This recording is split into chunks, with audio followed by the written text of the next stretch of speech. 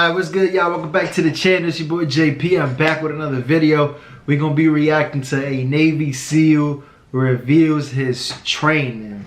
Now, being a Navy SEAL, man, listen, they like the top of the top. Just the training that they gotta go through to make it all the way is crazy. So we're gonna jump right in and make sure you like, comment, subscribe, turn your post notifications on so you know anytime I post a video. And yeah, let's get straight to it. I'm Clint Emerson, retired Navy SEAL. I spent time at SEAL Team 3, the NSA, SEAL Team 6.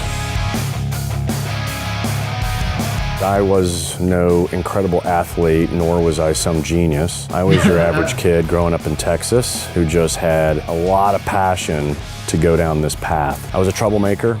At heart, I still am, and I enjoyed getting in trouble, and but more importantly, I enjoyed not getting caught. That somehow extended into an adult profession of roaming the planet, causing trouble, and not getting caught. First, you have to take a leap of faith and join the Navy. You have to be willing to be a sailor first before you can be a SEAL. For me, I wanted nothing to do with being a sailor. I wanted nothing to do with those big gray ships. I knew since I was 10 years old, I just wanted to be a SEAL. And so I went in, I was still in college, I joined the Navy, I signed the dotted line, didn't tell my parents, nobody knew I was going until about 2 weeks before the plane took off to go to Chicago. Up at Great Lakes is where you go through boot camp. Boot camp is roughly 8 weeks. In about week 3 or 4, they'll say, hey, who wants to be a SEAL? Who wants to be EOD? That starts the process. They tell you, hey, you need to show up on this morning at this time over at the swimming pool. The first thing you have to do is a swim, then you have to do pull-ups, push-ups, sit-ups, and then you have to do a run. All of which has to be done in a certain amount of time on the swim and the run, and then your push-ups, pull-ups, and sit-ups have to meet a minimum standard. Then from there, you just finish out boot camp, you get orders, and your orders will be either, to an 8. That's crazy, because I was gonna ask that too. Like, I wonder how long you had to be like in the Navy before like transferring over like to the SEAL. But I guess like while you were in boot camp, I guess the first 3 weeks, based on what he's saying, they'll ask you like, yo, listen, you want to be a SEAL, or I think he said EOD, OED, something like that.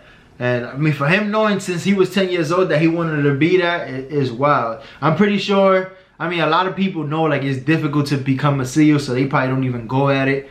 I got a friend that he's in the Navy. I think he's like in a submarine too, one of those, which is like scary. You were underwater for months at a time, man.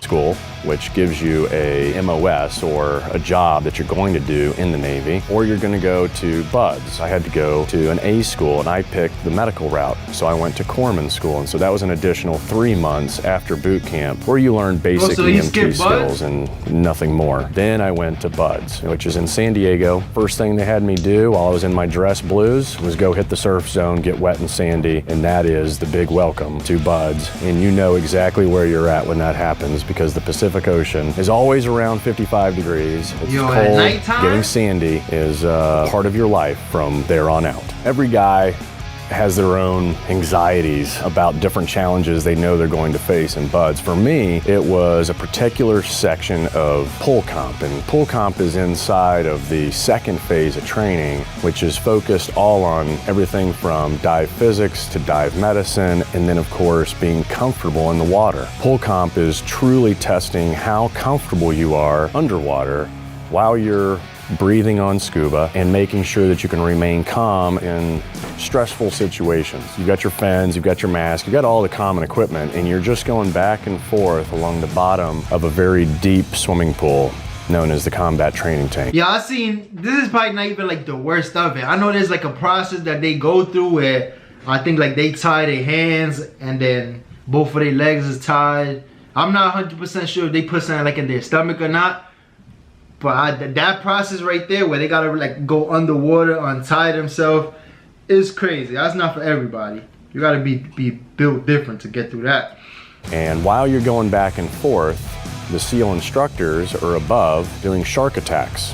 And of course, they wait until they see all the bubbles come out, and then they come down, taking your air away, ripping your mask off, maybe thump you in the head, take your weight belt off to mess up your buoyancy, and then start pulling other straps and stuff apart. Once they get done, then it's on you to put yourself all back together again in a proper order. If you don't do it in the right order, well, then you're out. You fail. Damn. You have to do all this with whatever air you have left in your lungs. And of course, if you go to the surface, that's considered quitting, so you're out. And this just goes on until you get to the point when they do what's called the whammy knot. So you're going back and forth, they strip you down, give you a little bit of a beating, tie your hoses in this huge knot that you know you can't get out. And so you have to sit there and work on it until they come down and give you the okay. The goal is make sure you remain calm, conserve your air that you have in your lungs, work the problem. The relief is when they come down, they get face to face with you, mask to mask, and they give you the okay and head to the surface, and you know you've passed. It's probably the longest 20, 30 minutes of your life. So as you approach the end of BUD/S, you come back from the island, you just start prepping for graduation from BUD/S. It does not make you a SEAL. For me, I think you graduated and then... So dang, I didn't know that process was like that long. So I guess what, they go through boot camp, they get the opportunity to go to like what, BUD/S, and then so I guess prior to them becoming a SEAL, that's when the Hell's Week start, I guess. I went off to my specialty, and so within the SEAL community, guys specialize in specific jobs. You could be a comms guy, you can be a sniper, you can be an ordnance guy.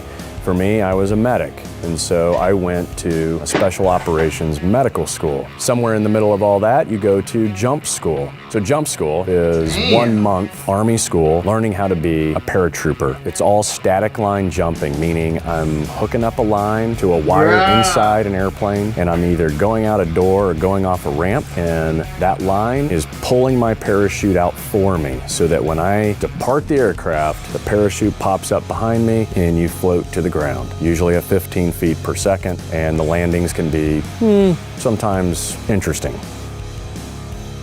And then when you're done with that, you check into a SEAL team. I checked into SEAL Team 3, and once you check in, you're on a probationary period where your peers are watching you and ensuring that you are the kind of guy they want to work with. You have to prove yourself. Part of proving yourself is the Chiefs Board and walkthroughs. The Chiefs Board, they can ask you any question they want about being a SEAL, about the equipment you use, how fast does a 5.56 round travel, you know, what's the velocity? Well, it's 28 feet per second. They can ask you anything under the sun, and you better answer it accurately, or you have to do it all over again. And when you're at a SEAL team, you only get so many tries before they get rid of you. Even though they've invested all of that time, money, they don't care because they want to always maintain the best guys in their team. That makes sense though, cause it's like, man, that's why a lot of people don't get through and going all the way and becoming a Navy SEAL, because just by what he's saying, you can kind of tell it's like there's a lot of boom, you gotta pass everything and be good at it just to get through. I mean, obviously, I'm pretty sure you're able to make a mistake here and there, but for the most part, you better be perfect, damn near perfect, if you want to get on this team.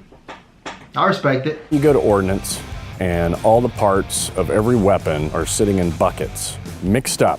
Not one part goes with another part, and you have to go through all these buckets and put all the weapons together, a half a dozen, maybe more weapons that at the end you'll have completed, all put together, and then they'll function test them and make sure you did it properly. Once you get done with that, now you go into your platoon, which is the group of guys you're gonna train and work with for the next year, 2 years, 3 years. Those guys, for me, when I went through, was the last step in the process of getting your trident. They decide when it's time for you to get it, your peers, which personally I think is the way to go. So it was a long road to get there, but well worth it in the end.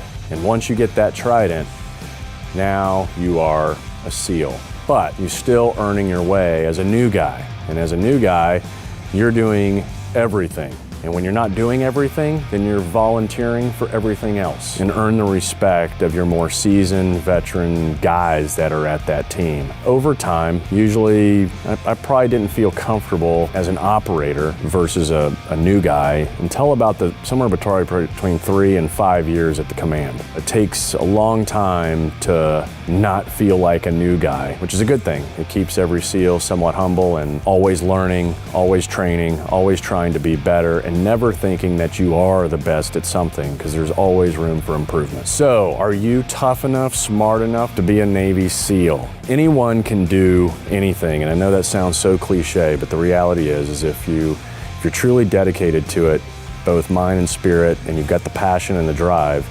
then you can be whatever you want to be. Certainly a Navy SEAL.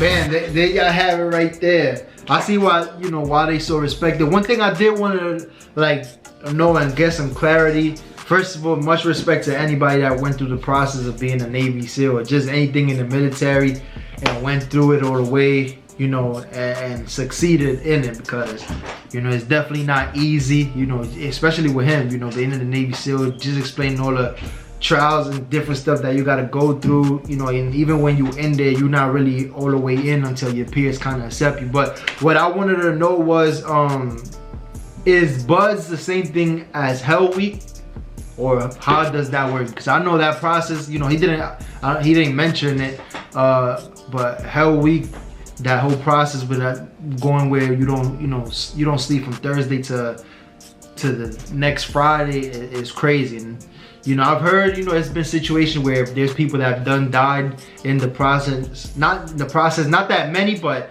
it's something that definitely does happen. But listen, my hat's off to anybody that went through the military and did their thing, especially if you went to war or went to some crazy things and got through, because listen, not everybody could do that. Everybody not built for that. But it's the end of the video, y'all. Make sure you like, comment, subscribe, turn your post notifications on so you know anytime I post a video. Recommend any videos like these. I'll be glad, to react to them. And yeah, to the next one. Woo!